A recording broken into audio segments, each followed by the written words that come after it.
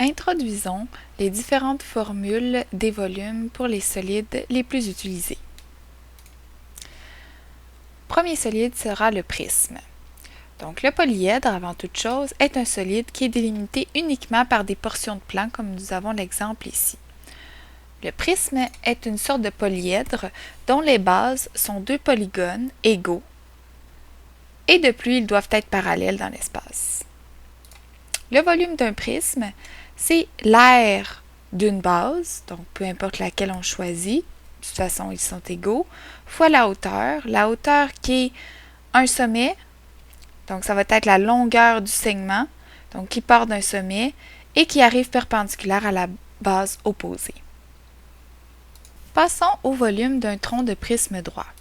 Donc qu'est-ce qu'un prisme droit? C'est un prisme dont les arêtes sont tous perpendiculaires aux deux bases qui sont parallèles. Le tronc d'un prisme droit, c'est en fait une portion d'un prisme droit qui est compris entre une base et un plan que nous avons décidé qui la coupe. Ici, ce serait le plan P1, P2, P3, P4. Donc, voici à quoi ressemble un tronc de prisme droit. Donc, pour trouver son volume, nous allons faire l'aire de la base. On aimerait avoir une hauteur fixe, mais ici, nous avons différentes hauteurs pour chaque sommet. Donc, ça va être l'aire de la base fois la moyenne des hauteurs HI. Volume d'une pyramide maintenant.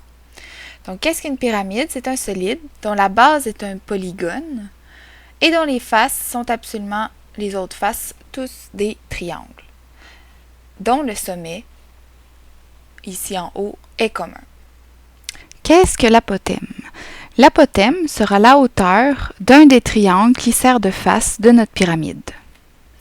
Versus la hauteur, c'est un segment qui commence au sommet aussi, mais qui arrive perpendiculaire à la base.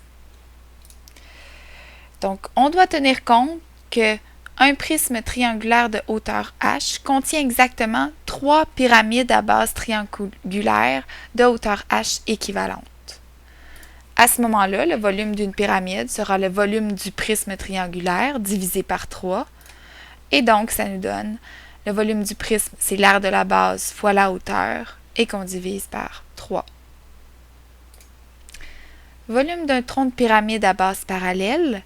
Donc ici, nous avons le tronc de pyramide à base parallèle qui va être la différence entre la pyramide ABCDEF moins la pyramide A', B', C', D', E', S. Donc le petit cap ici sur le dessus qu'on coupe. Ici, c'est bien important que les deux bases des deux prismes soient parallèles. Le volume du tronc de pyramide, donc après avoir fait justement la différence des volumes de pyramide, on obtient la formule suivante, soit la hauteur h, ici que vous pouvez trouver parce que les deux solides, le gros et le petit, sont semblables. On divise par 3 et on multiplie par l'aire de la grande base, grand B, plus l'aire de la petite base, plus la racine de la multiplication des deux aires. Donc, je le répète, pour trouver ces aires-là, on va travailler avec la propriété que les surfaces et les solides sont semblables. Volume d'un cône circulaire droit. Donc, qu'est-ce qu'un cône? Dans le fond, c'est un solide qui est engendré par la rotation d'un triangle rectangle autour d'un de ses côtés. Donc, lorsqu'on tourne ici, on obtient le cône qui a une hauteur h qui est l'axe de rotation et un apothème A qui est en fait l'hypoténuse du triangle de rotation, plus R qui est le rayon du cône qui est délimité par l'autre côté du triangle.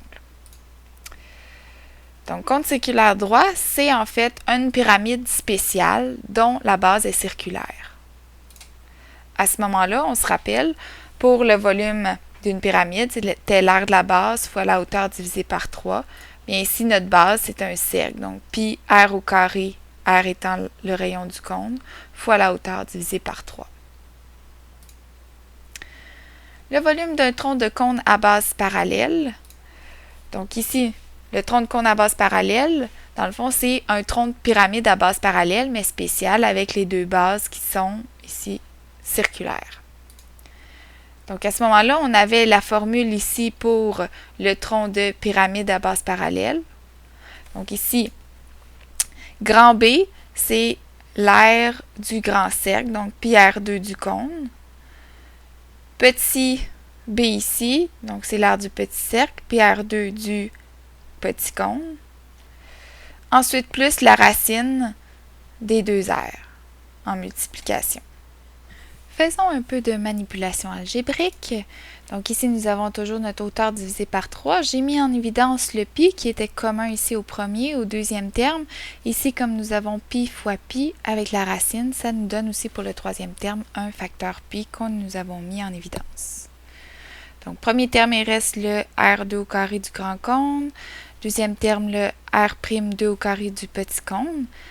Ensuite, ici, nous avons les deux rayons au carré multipliés et nous prenons la racine. Donc, on peut annuler les carrés avec la racine. Donc, il nous reste plus la multiplication des deux rayons qui nous donne le volume d'un tronc de cône à base parallèle. Un cylindre maintenant. Donc, un cylindre, c'est un solide engendré par un rectangle qui tourne autour d'un de ses côtés.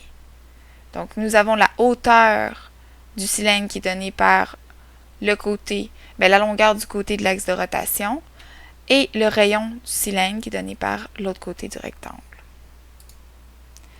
Donc, le cylindre, c'est un prisme spécial à base circulaire, donc son volume, R de la base, fois la hauteur. Comme l'aire de la base, c'est un cercle, alors c'est pi fois le rayon du cône au carré fois la hauteur. Volume d'une sphère. Donc ici, on a fait plusieurs expériences de comparaison avec les volumes d'un cylindre. Ensuite, on a utilisé le calcul intégral pour trouver la formule ici qui est 4/3 pi fois le rayon de la sphère au cube. Donc, à partir de ça, vous êtes capable de trouver le volume de plusieurs solides ou plusieurs additions de solides.